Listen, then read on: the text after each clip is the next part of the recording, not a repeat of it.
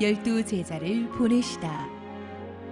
누가복음 9장 1절에서 6절 말씀입니다. 예수께서 열두 제자를 불러 모으사 모든 귀신을 제어하며 병을 고치는 능력과 권위를 주시고 하나님의 나라를 전파하며 앓는 자를 고치게 하려고 내보내시며 이르시되 여행을 위하여 아무것도 가지지 말라. 지팡이나 배낭이나 양식이나 돈이나 두벌옷을 가지지 말며 어느 집에 들어가든지 거기서 머물다가 거기서 떠나라. 누구든지 너희를 영접하지 아니하거든 그 성에서 떠날 때에 너희 발에서 먼지를 떨어버려 그들에게 증거를 삼으라 하시니 제자들이 나가 각 마을에 두루 다니며 곳곳에 복음을 전하며 병을 고치더라. 우리 함께 기도하시고 하나님 말씀 보겠습니다. 사랑하는 아버지, 은혜를 감사합니다. 오늘도 비천한 죄인이 주님의 말씀을 감히 받쳐들고 두렵고 떨리는 마음으로 이 자리에 섰습니다. 오직 주님의 은혜로 저의 부족함 덮으시고 오직 주님의 말씀만 은혜롭게 선포되게 하옵소서. 예수님의 이름으로 기도했습니다. 아멘. 무엇이든지 그 방면에서 최고의 대가가 하는 것은 아주 멋있어 보입니다. 아주 쉬워 보입니다. 하지만 자기가 따라해보면 안 됩니다. 김연아가 하는 거 보면 다 피겨스케이팅 잘할 것 같습니다. 자기가 하면 안 됩니다.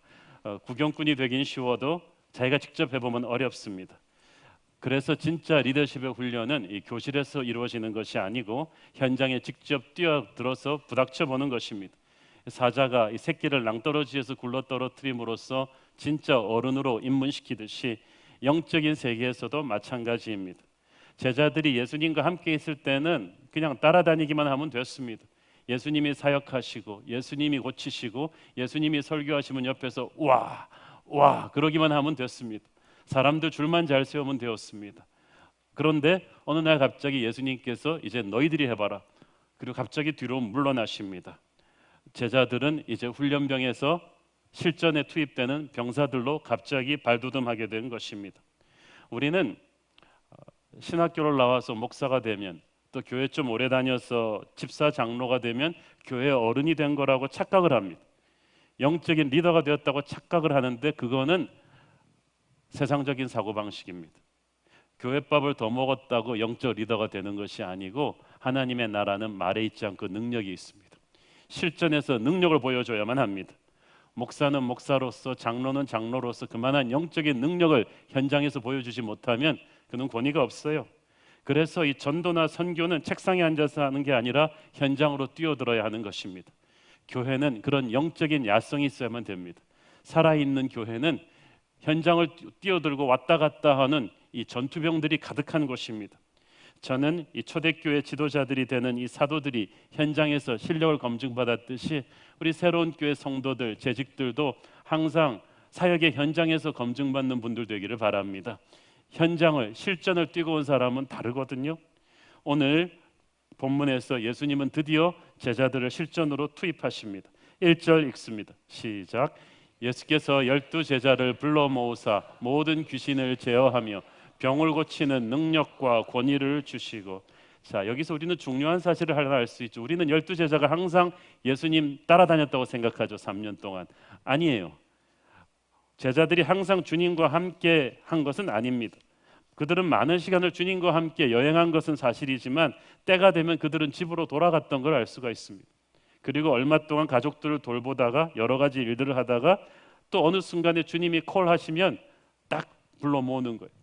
여러분 영화에 보면은 이 요원들이 각자 흩어져 살다 갑자기 본부에서 짝짝 시계로 메시지가 오잖아요.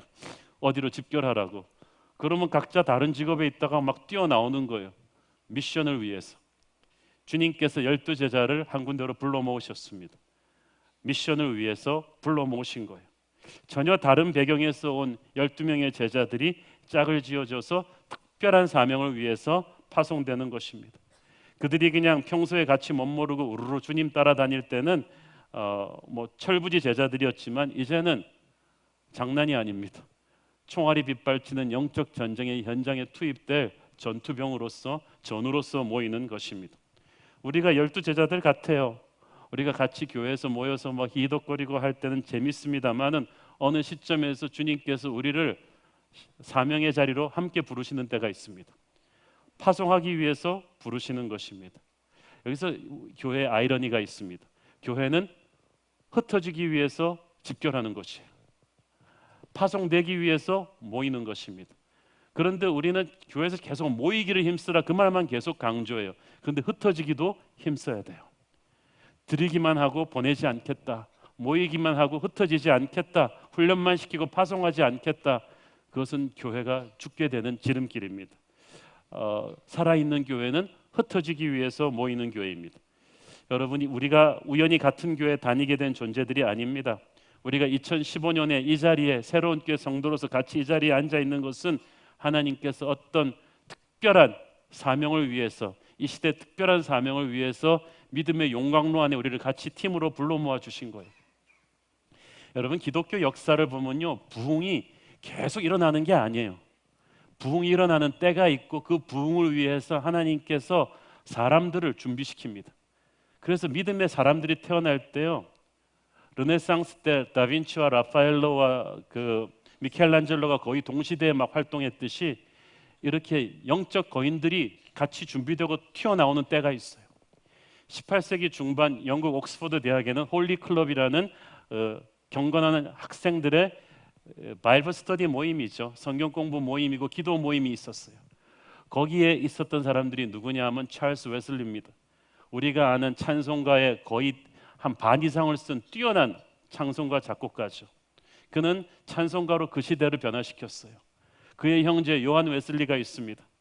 감리교의 창시자였고 영국 야외 전도를 통해서 수많은 사람들을 그리스도교로 돌아오게 한 야외 부흥 집회의 대가입니다. 그의 친구 조지 위필드가 있습니다.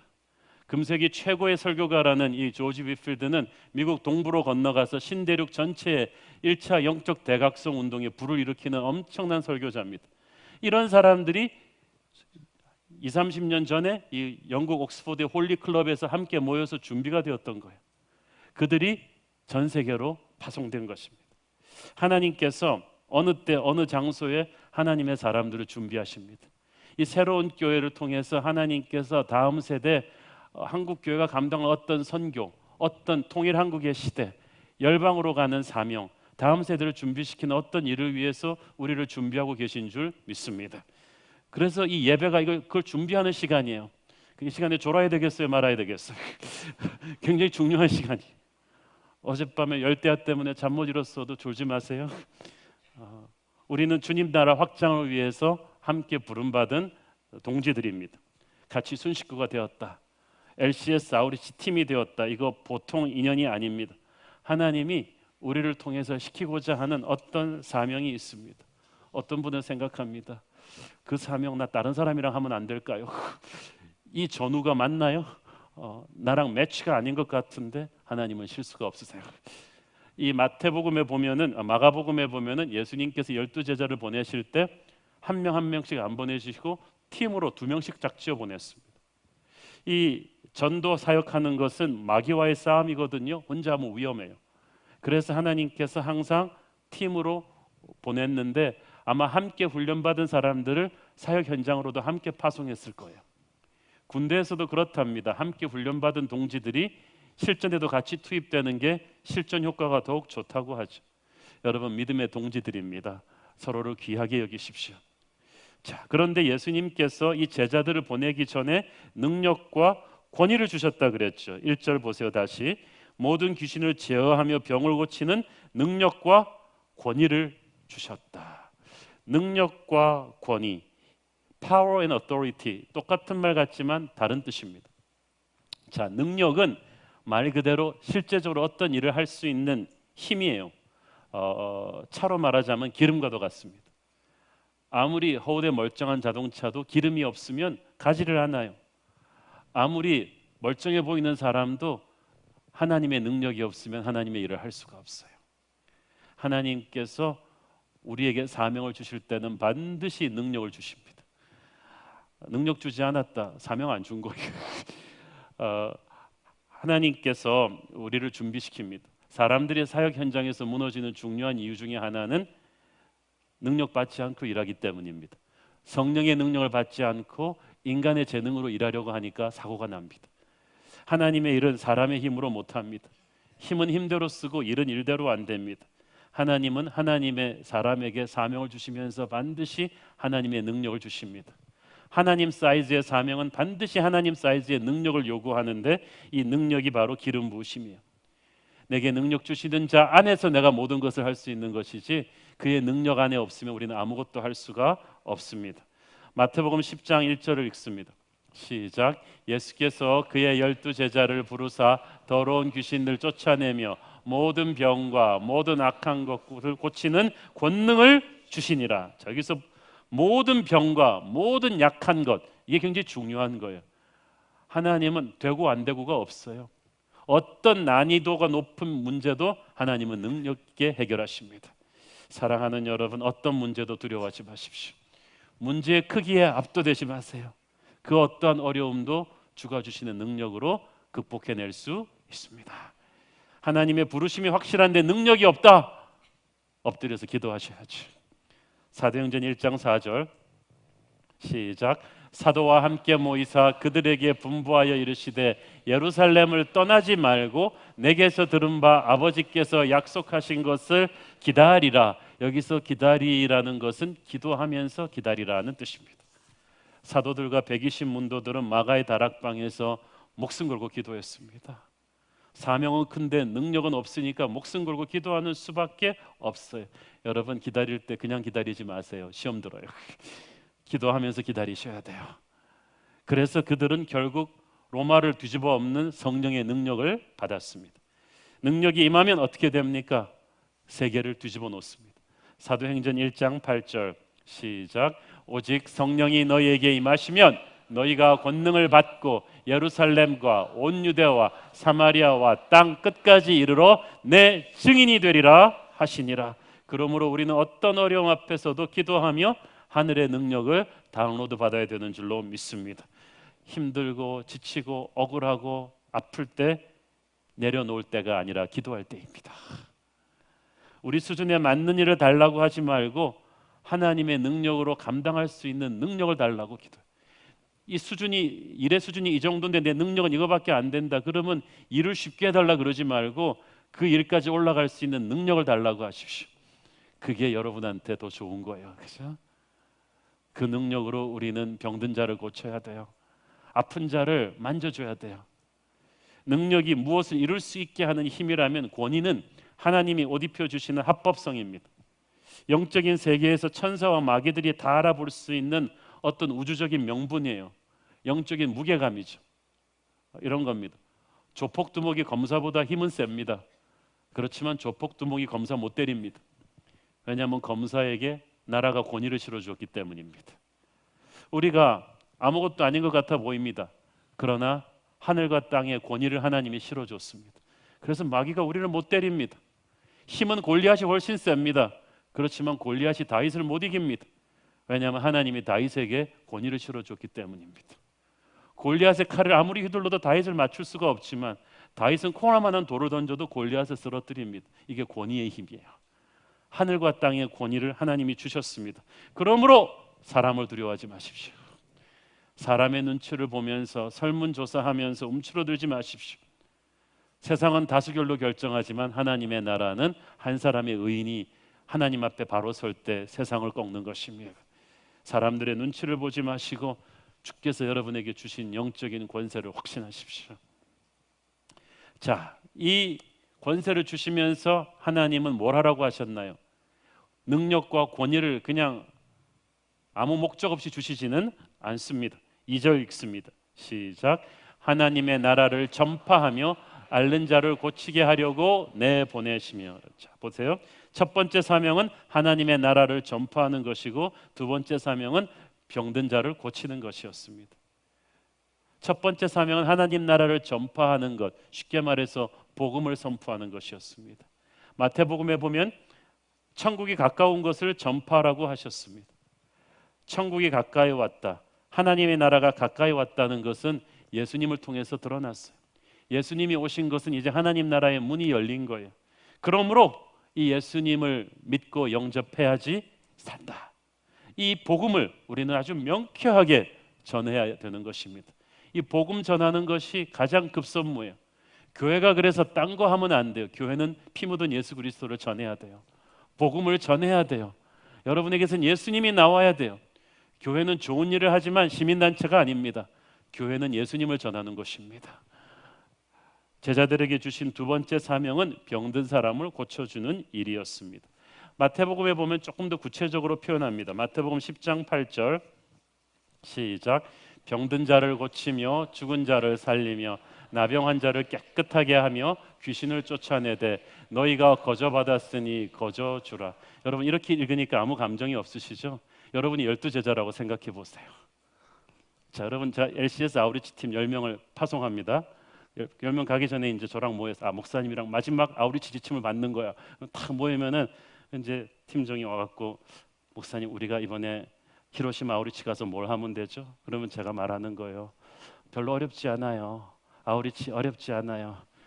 가서 몇 명 죽어 있으면 죽은 사람 고치시고 살리시고 나병 환자 주르르 있으면 다 깨끗하게 하시고 귀신 들린 사람도 좀 있을 텐데 그 사람들 귀신 쫓아내시고 거저 받았으니 거저 다 주고 오십시오.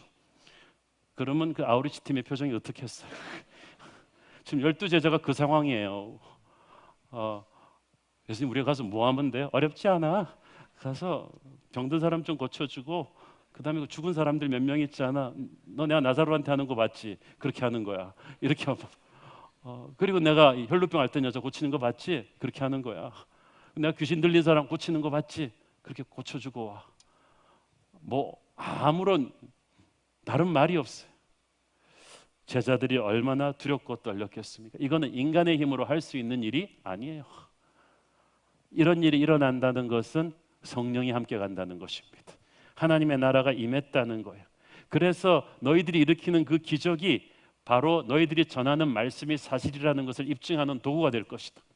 그래서 말씀을 전파하고 기적을 일으키는 것은 원투 펀치랑 같은 거예요. 반드시 같이 가야 돼요. 말씀과 기적, 말씀과 사역은 교회가 이 땅에 존재하는 한 반드시 있어야 되는 거예요. 하나님의 종이 해야 될 일은 항상 그거예요. 말씀을 전하면서 능력의 기적을 계속 보여주는 거야. 얼마나 중요합니까? 여러분 제일 중요한 건 말씀이에요. 그렇지만 기적은 말씀이 들어갈 수 있는 정지 작업을 하죠. 길을 깔아주죠. 선교사님들이 들어가서 병원을 세워서 사람들을 고쳐주고 학교를 세워서 공부를 가르쳐주고 하는 게 다 뭐예요? 사역이에요. 이 사역을 통해서 말씀이 살아있다는 것을 보여주는 거예요. 말씀과 치유, 이 하늘나라 원투펀치와도 같은 것이 우리에게 항상 있어야 되는데 이게 쉽지가 않잖아요. 하늘의 능력이 필요해요. 그래서 우리가 사역지로 가기 전에 우리가 말씀 안에, 기도 안에, 예배 안에 충만히 거해야 합니다. 인간적으로 생각하면 이건 우리가 할 수 있는 일이 아니에요. 그렇지만 은혜의 강물에 자신을 흠뻑 적신 사람에게는 하늘의 능력과 권세가 주어집니다. 그래서 그는 어디를 가든지 담대하게 말씀을 전하고 기도하고 선포할 때 귀신이 떠나고 병든 사람이 치유받는 역사를 일으키는 거야. 여러분 말씀과 능력이 같이 간다. 이거 꼭 기억하십시오. 오래전에 뉴질랜드로 그 선교를 가신 아주 지적인 선교사님이 계셨어요. 근데 이분은 뭐 치유의 은사, 기적 같은 거는 잘 모르는 분이에요. 굉장히 합리적인 분이에요. 그런데 그 뉴질랜드에 가서 설교를 잘하니까 자기의 설교로 모든 것을 해결할 수 있을 줄 알았어요. 설교 딱 듣더니 그 마을 원주민 추장이 말씀하시기를 알겠는데 당신이 말하는 예수가 사실이라면 우리 마을 저 코너에 있는 저 늪을 한번 걸어서 나와봐라. 살아서 나오면 내가 예수를 믿겠다. 그 늪에 뭐가 있는데 했더니 그 마을에 정령이 거기 산대요. 한 사람도 살아서 거기를 건넌 적이 없다는 거야. 이 선교사님은 귀신 같은 건 없다고 막 생각하는 굉장히 합리적인 크리스천이에요. 그럼 내가 갔다 오겠다. 문제없이 쫙 들어갔는데 진짜로 늪으로 한 2걸음 들어가는 순간 엄청난 무서운 어둠의 음습한 기운이 자기를 쫙 끌어당기는 걸 알았어요. 순식간에 알았대요. 그래도 하나님의 사람이니까 이건 귀신이구나. 그 정말 그 어둠의 권세가 가득 찬 거예요. 그래서 선교고 뭐고 일단 자기가 살기 위해서 나사렛 예수여 나를 살려 주옵소서. 나사렛 예수의 이름으로 명하노니 어둠의 권세는 떠날지어다. 그 순간에 팡 용수철이 튀듯이 그 어둠의 그 엄습한 기운이 확 떠나는 것을 느꼈대요. 놀래가지고 총알같이 달려 나온 것이. 물론 나와서는 사람들을 보면서 태연하게 이걸 했지만 다리가 부들부들 떨리더라고요. 아예 그걸 보고 그 사람들이 이분의 설교를 그때부터 들었다는 것입니다. 사랑하는 여러분, 선교지에서는 지금도 그런 파워 컨프런테이션, 이 능력의 충돌이 곳곳에서 일어나고 있습니다. 우리는 여기에 대한 자신감을 가져야만 합니다. 말씀을 가지고 간다면 여러분에게 영적 전쟁을 승리할 수 있는 능력이 있어요. 기적은 남의 일이 아니라 여러분에게 일어납니다. 우리가 예수님과 동일한 사명으로 부르심을 받았다는 것을 기억하십시오. 누가복음 9장 11절 시작. 무리가 알고 따라왔거늘 예수께서 그들을 영접하사 하나님 나라의 일을 이야기하시며 병 고칠 자들은 고치시더라. 예수님께서 하신 그 일, 하나님 나라의 말씀을 전하시고 병을 고치는 이 일들이 계속해서 우리에게도 반복되는 거야. 우리가 그러므로 아버지의 마음을 품고 주님의 손과 발이 되는 것이 바로 아우리치입니다. 딴 거 하는 게 아니에요. 주님께서 감히 우리 같은 사람들을 사역의 동역자로 부르셨다. 얼마나 감사합니까? 자, 예수님이 제자들을 파송하시면서 주신 아우리치 지침이 몇 가지 있습니다. 첫째는 심플하게 가라. 3절 읽습니다. 시작. 이르시되 여행을 위하여 아무것도 가지지 말라. 지팡이나 배낭이나 양식이나 돈이나 두벌옷을 가지지 말며. 정말 심플하게 가죠. 이렇게 아우리치 팀, LCS 아우리치 팀 보냈다면은 우리가 지금 이번에 7개국 120명이 넘는 12개 지역으로 보냈는데 이렇게 보낸 팀은 없었어요 아직까지. 근데 사실 예수님 말씀대로 하라면 이 정도로 해서 보내야 돼요. 7, 80년대 때 한국 대학생 선교회 CCC가 이렇게 했어요. 전국으로 몇만 명의 기독교 대학생을 풀었는데 돈은 다 뺏어버리고 차비만 줘서 보냅니다. 이게 거지 전도 여행이라는 거예요. 근데 그 당시만 해도 한국 농촌 인심이 좋아가지고 이 사람들 막 논에서 모내기 하는 것도 막 도와주고 그러면서 전도하면서 밥 얻어 먹고 이러고 다녔는데 돈이 없으니까요. 특징이 기도하게 돼요. 그리고 지갑에 돈을 뺏어버리면요. 부잣집 아들도 겸손해집니다. 요즘도 마찬가지예요. 스마트폰 뺏고 돈 뺏으면 여러분 겸손합니다. 겸손 안 하고 어떡할 거예요? 그래서 모든 사람을 친절하게 대하고 어느 사람이 축복의 통로일까? 어느 사람이 오늘 내 아침일까? 이렇게 생각을 하면서 그냥 겸손하게 대하게 되죠. 그리고 기도를 많이 하는 거예요. 물론 이렇게 너무 무대뽀로 그냥 가는 것도 문제는 좀 있죠. 그렇지만 이 말씀의 포인트는 우리가 전도는 돈으로 하는 게 아니라는 거예요. 이미 그 많은 선교 현장에서 입증되고 있습니다. 많은 선교지에서 미국과 한국의 대형 교회들이 돈으로 선교할 때 이게 열매가 없다는 것을 입증해주고 있어요. 그 사람들이 자립정신이 사라지고 건물만 세워놨는데 건물이 텅텅 비게 되고 열매가 없어요. 중요한 거는요, 물질관이 심플해져야 돼요. 우리는 복음으로 선교하는 거지 돈으로 하는 거 아니거든요. 돈이 없어야 기도하게 되고 창조적이 되고 자립하게 돼요. 우리가 경제적으로 별 준비 없이 심플하게 갈 수 있는 것은 어디를 가든지 그 현장에 주님이 예비한 집이 있고 사람이 있기 때문입니다. 그 주님이 예비하신 집에 머물라고 되어 있어요. 4절 읽습니다. 시작. 어느 집에 들어가든지 거기서 머물다가 거기서 떠나라. 자, 주님이 예비하신 어느 집이 있는데 그 도시에 있는 한은 처음에 묵기 시작한 그 집에서 끝까지 있으라고 합니다. 왜 이렇게 말하냐 하면요, 그 당시 그 여행하는 많은 현자들 또 랍비들이 많았는데 그 동네 집에 좀 묵다가 대접이 시원찮으면 다른 데로 옮기곤 했대요. 그래서 제자들도 그러기 쉽기 때문에 예수님께서 너희들은 그러지 말라는 거예요. 그러면은 그 사람들이 시험 든다. 아무리 집이 불편해도 거기 있으라는 거예요. 숙식 요건에 신경 쓰지 말고 사역에 집중해라. 또 한 가지, 이게 단순한 집이 아닙니다. 마태복음 10장 11절 보세요. 시작. 어떤 성이나 마을에 들어가든지 그 중에 합당한 자를 찾아내어 너희가 떠나기까지 거기서 머물라. 여기서 합당한 자, worthy person이라고 영어 성경에 나오는데 헬라어를 번역하면 헌신된 자입니다. 이게 그냥 숙박집 주인이 아니에요. 우리가 알지 못하던 그 도시의 사역의 영적 교두보가 될 수 있는 어떤 인물이에요. 그런 사람이 있다는 거예요. 하나님이 준비해 놓은. 사도행전에 보면 바울이 빌립보에 갔을 때 만난 그 자주장사 루디아가 그런 사람이었어요. 자주장사란 요즘으로 말하면 아주 패션계 CEO입니다. 여성 CEO죠. 그런 사람이 준비되어 있다가 바로 빌립보 교회를 세우는 아주 기둥 집사님이 되었다는 거예요. 그럼 바울이 준비한 사람이 아니에요. 여러분, 자꾸 자기 인맥을 동원하려는 분들 잘 들으세요. 새로운 사역지로 갈 때 절대 자기 사람 데리고 가면 안 돼요. 그러면 처음에 일은 되는데 갈수록 망합니다. 제가 아는 목사님도 외국 가면서도 여기서 같이 일했던 교육자들 데리고 갔어요. 처음에는 팀워크가 잘 됐는데 그렇게 하면 그 교회에 준비하신 하나님이 예비하신 새로운 일꾼들을 발굴하는 것은 무너지고 말아요. 여러분, 동역자는 주님이 주시는 것이지 내 인맥 동원하는 거 아니에요.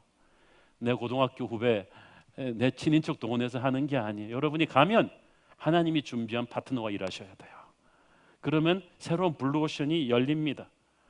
빌립보 교회 루디아, 데살로니가 교회 야손, 고린도의 가이오, 이렇게 그 초대교회 지역교회 영적 교두보가 되는 그런 합당한 자들이 있었어요. 사실 여러분, 여러분의 집이 그런 합당한 자가 되도록 기도하십시오. 제가 17년 전에 일본 후쿠오카의 한 작은 교회 집회를 갔습니다. 그 교회를 섬기는 장로님 네 분이 너무나 신실하세요. 너무나 정성 어린 대접을 하면서 제 숙식을 챙겨주셨는데 이 사랑과 정성의 대접을 받으면서 이걸 어떻게 갚을까 할 수 없이 그 집 자녀들을 위해서 기도해 주는 수밖에 없겠더라고요. 근데 그 집 딸은 고등학생인데 있으니까 거기서 기도해 줬는데 아들이 없어요. 어디 갔냐 봤더니 사진에 보니까 미국 육군 사관학교 제복을 입고 있어요. 미국 육군 사관학교 지금 다닌다는 거예요. 그렇지만 이 아이가 주의 종이 될 줄도 모르겠다. 그래서 정말 놀라운 하나님의 종이 되게 해달라고 기도를 했습니다. 오랜 세월이 흘렀어요. 2년 전쯤에 한국 교회 젊은이들에게 신선한 충격을 주고 있는 다니엘 김 선교사라는 분이 간증하는데 가만 들어보니까 17년 전에 제가 후쿠오카에서 묶었던 그 집 아들이에요. 그 전화를 했어요. 그 어머니한테. 그 어머니랑 통화 연결이 돼갖고 그 다음부터는 굉장히 자주 그 사람을 우리 교회로 불렀죠. 했더니 그 권사님이 아직도 그때 그 기도를 기억을 하더라고요. 자기 집은 그런 집이 되었다고. 여러분, 여러분의 집이 교회의 시작이 되는 집이 되게 하십시오. 하나님의 종들이 나오는 집이 되게 하십시오. 하나님의 축복이 흐르는 그런 집이 되게, 합당한 자가 되게, 그래서 하나님이 그 집에 자꾸 하나님의 사람을 보내는 그런 집이 되게 하기를 바랍니다. 그래서 제가 아는 집사님은 애들 다 커서 출가했는데도 그 방들 그대로 꾸며놨어요. 선교사님들, 목사님들 또 이런 분들 오시면 꼭 거기다 모시게 하는 거예요. 그분이 축복의 비결을 아는 거예요. 주님의 합당한 자가 되라. 세 번째, 제자들에게 준 아우리치 지침은 복음을 거부하는 자들을 떠나라는 것입니다. 5절 읽습니다. 시작. 누구든지 너희를 영접하지 아니하거든 그 성에서 떠날 때 너희 발에서 먼지를 떨어버려 그들에게 증거를 삼으라 하시니. 이 발에서 먼지를 떠는 것은 굉장히 무서운 행위예요. 그 당시 유대인들이 이방인들이 부정하다고 봤잖아요. 그래서 이방인의 도시를 갔다 오면 발에 먼지를 떨어버렸어. 나 부정한 거 다 치워버린다. 이런 것처럼 지금 이스라엘 땅 안에 도는데도 복음을 거부하는 데서는 상처받지 말고 먼지를 떨어버리고 가라는 거예요. 굉장히 중요한 말입니다. 우리는 거절당하면 이 복음에 문제가 있나 생각하잖아요. 괜히 전도하다가 그냥 거절당하면 막 움츠러들고 나는 전도하지 말아야 돼 막 이러면서 나는 실패자, 이러지 말라는 거예요. 그러면 자꾸 전도하면서 사람 눈치를 보게 돼요. 할 때는 기도하면서 겸손함과 준비함과 담대함으로 하되 받지 않으면 기죽지 말라는 거예요. 여기서 먼지를 떨어버리라는 것은 그 집에 올 심판이 무섭다는 거예요. 여러분, 이 복음은 받아도 되고 안 받아도 되는 게 아닙니다. 하나님이 언제까지 구원의 초대장을 그 사람에게 주는 게 아니에요. 여러분이 어떻게 보면은 여러분의 그 불신자 동료에게 주는 하나님의 마지막 카드일 수도 있어요. 그래서 이 사람이 이걸 거절했을 때 이 사람은 지금 심판으로 가는 길을 열어버린 거예요. 세상은 자꾸 우리에게 심판 같은 것은 없다고 재난 영화에서는 이루어질 것이라고 말합니다만은 성경은 심판이 반드시 온다고 말합니다. 그리고 심판은 그냥 땅이 무너지고 그런 정도가 아니라 복음을 받지 않은 자에게 오는 영원한 죽음이라고 말합니다. 그래서 바로 지금이 구원받을 만한 때라고 합니다. 바로 지금이 회개할 때라고 합니다. 이런 절박성을 가지고 우리가 전도해야 되는 거예요.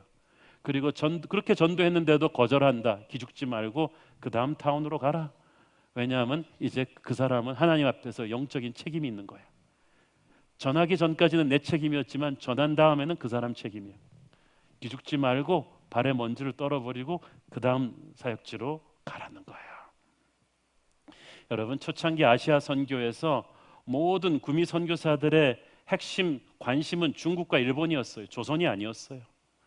아일랜드 원래 중국 가려다가 조선 온 사람이에요. 중국이 안 열려가지고. 그렇지만 아무도 그들은 일본과 중국의 아시아의 선교의 교두보가 될 줄 알았어요. 설마 이 콩할 만한 조선이, 한국이 동양의 예루살렘이 될 줄은 아무도 몰랐어요. 선교사들에게 바로 그렇게 움직였기 때문이죠. 거절하면 먼지를 떨어버리고 다른 데로 가고. 복음은 그런 거예요. 하나님은 끊임없이 순종하는 자에게 가라고 명하십니다. 6절 읽습니다. 시작. 제자들이 나가 각 마을에 두루 다니며 곳곳에 복음을 전하며 병을 고치더라. 저는 제자들이 참 기특해요. 아까 그 명령이 얼마나 황당할 만큼 충격적인가 말씀드렸죠. 니들 가서 죽은 사람 일으키고 나병 환자 깨끗하게 하고 귀신 쫓아내고 이렇게 하라 그랬을 때 제자들이 놀랬지만 토를 달지 않았어요. 여러분도 주님 무슨 말씀하시면 토 달지 마십시오. 놀래긴 하겠지만 토는 달지 마십시오. 그리고 갔더니 예수님 말씀하시니까 될 줄로 믿고 갔더니 승리합니다. 기적이 이루어지는 것을 체험하게 됩니다. 기적은 재주 있는 자가 이루는 게 아니라 순종하는 자가 이루는 거야. 순종하는 자는 예수님의 신실하심을 믿고 가거든요. 내 능력이 아니라 예수님의 신실하심으로 반드시 세상을 바꿉니다. 그래서 요한 웨슬레가 말했습니다. 내게 주님의 명령 외에는 두려워하지 않는 자 10명만 달라. 우리가 세상을 뒤집어 엎을 것이다. 많은 사람이 필요한 게 아니라 소수의 순종하는 제자가 필요합니다. 자, 이렇게 예수님의 제자들이 곳곳에서 복음 전하고 기적을 행하니까 온 유대가 발칵 뒤집어졌어요. 누가복음 9장 7절 9절 읽습니다. 시작. 분봉왕 헤롯이 이 모든 일을 듣고 심히 당황하니 이는 어떤 사람은 요한이 죽은 자 가운데서 살아났다고도 하며 어떤 사람은 엘리야가 나타났다고도 하며 어떤 사람은 옛 선지자 한 사람이 다시 살아났다고도 함이라. 헤롯이 이르되 요한은 내가 목을 베었거늘 이제 이런 일이 들리니 이 사람이 누군가 하며 그를 보고자 하더라. 헤롯은 병적인 권력자입니다. 도덕적으로 타락한 사람입니다. 그래서 자기를 지적하는 게 싫어서 세례 요한도 죽였는데 곳곳에 세례 요한이 일어난 것 같은 거예요. 곳곳에 예수님의 제자들이 가서 놀라운 일을 일으키니까 충격을 받습니다. 세상의 권세는 하나님의 나라가 임하면 충격을 받습니다. 교회가 교회되면 세상에 이런 거룩한 충격을 주는 것입니다. 저는 오늘날 한국의 교회가 우리 한국 사회에 타락하고 방향성을 상실한 이 한국 사회에 이런 거룩한 충격을 줘야 된다고 믿습니다. 그리고 그렇게 할 수 있다고 믿습니다. 우리가 각자가 대형 집회하고 시끄럽게 떠들고 다니라는 얘기가 아닙니다. 우리 각자가 이 말씀을 가슴에 품고 곳곳에 예수님의 제자로 주님의 손과 발이 되어 다니면 이 민족의 가슴에 피 묻은 그리스도를 심게 될 것이고 이 땅에 푸르고 푸른 그리스도의 계절이 오게 할 것입니다. 반드시 그렇게 될 것입니다. 제자들이 돌아옵니다. 누가복음 9장 10절 읽습니다. 시작. 사도들이 돌아와 자기들이 행한 모든 일을 예수께 여쭈되 데리시고 따로 벳사다 하는 고을로 떠나가셨으나. 잘 보세요. 제자들이 아우리시 갔다 오니까 사도들이 됐어요. 이 변화를 보십니까? 여러분이 언제 사도가 돼요? 순종하고 현장 뛰고 오면은 사도가 됩니다. 우리가 순종하지 않고 배우기만 하면 그냥 제자예요. 학생이에요. 그렇지만 말씀의 능력으로 가서 현장을 뛰고 말씀을 전하고 어둠의 권세와 부딪히고 순종하고 욕먹고 그러면서 영적인 전쟁에서 깃발을 꽂고 돌아오면 그때부터 여러분은 사도인 거예요. 하나님이 보내신 병사인 거예요. 저는 제자에서 사도로 가는 성도들이 가득 찬 교회가 되었으면 좋겠습니다. 이 돌아온 제자들이 신나게 사역 보고를 하니까 주님께서 흐뭇하게 들으시다가 베사다라는 동네로 조용히 물러나셨다고 되어 있습니다. 아우리치 다음에는 반드시 이 흥분을 가라앉히는 묵상의 시간이 필요해요. 우리도 아우리치 갔다 오면 다 침묵 기간을 주거든요. 흥분을 빼고, 이게 감정적 흥분인지 영적인 감동인지 잘 몰라요. 이거 가라앉히면서 여기서 하나님이 주시는 메시지를 들어야 돼요. 그래야 또 새로운 영적인 차원으로 도약할 수가 있어요. 사랑하는 여러분, 우리 주님께서 12제자를 짝을 지어서 선도 여행 보내셨는데, 이 12제자가 우리도 알다시피 그 당시만 해도 형편없는 사람들이잖아요. 사회 중하류층급이에요. 별 볼 일 없어요. 단점 많아요. 그 중에 가룟 유다도 깨어 있어요. 배신자도 있단 말이에요. 근데 다 같이 아우리치 시켰어요. 아직 완전히 다듬어지지 않은 채로 주님이 아우리치 시킨 거예요. 하찮은 사람들이지만 주님 손에 붙잡으면서 현장을 뛰면서 다듬어져 가기 시작했어요. 우리도 서로를 보면은 한심해요. 여러분, 옆에 사람 보고 한심하다 생각하지 마세요. 다른 사람도 똑같이 생각하니까. 아직 우리가 상태가 안 좋지만 우리 같은 하찮은 사람들이 주님의 손에 붙잡혀 순종하니까 놀라운 일꾼이 되는 것입니다. 저는 우리 새로운 교회가 흩어지기 위해서 모이는 교회가 되었으면 좋겠습니다. 우리는 이 파송당하는 걸 두려워하지 않는 교회가 되어야 됩니다. 저는 그냥 악착같이 사람 끌어모아서 출석 인수를 늘리는 그런 대형 교회가 되고 싶지 않아요. 우리 새로운 교회는 이제부터 들어오는 사람들에 대해서만 하나님의 역사라 그러지 말고 떠나는 분들에 대해서 하나님의 역사라고 말할 줄 알아야 돼요. 이미 우리 교회가 의도적으로 파송하는 선교사님들도 있었지만 그냥 떠나는 분들, 이민 가는 분들 다 파송하는 것입니다. 주님의 능력과 권세를 입고 가기를 바랍니다. 저는 우리 새로운 교회가 한국 사회 또 이민교회 곳곳에 들어가서 새로운 부흥의 불꽃을 일으키는 그런 파송받는 사도들이 되기를 바랍니다. 공부만 하는 제자들이 아니라 성령의 역사를 현장에서 체험하는 그런 사도가 되는 그런 사도행전적 교회가 되기를 축원합니다. 기도하겠습니다. 사랑하는 아버지, 은혜를 감사합니다. 우리를 이렇게 한 군데에 모아서 큰 은혜 주심은 거룩한 사명으로 이 시대를 위해 우리를 준비시키는 것인 줄 믿습니다. 통일을 준비하게 하시고 열방의 선교를 준비하게 하시고 다음 세대 부흥을 준비할 수 있도록 우리에게 하늘의 능력과 권세를 주시옵소서. 심플하게 살고 이 땅 곳곳으로 흩어질 준비하게 하시고 복음 전하고 병 고치고 악한 귀신을 내어쫓는 능력을 주시옵소서. 우리 한 사람 한 사람 물이 바다 덮음같이 우리를 통하여 여호와의 영광이 온 세상 가득하게 하옵소서. 주님, 내가 여기 있사오니 나를 보내옵소서. 예수님의 이름으로 기도했습니다. 아멘.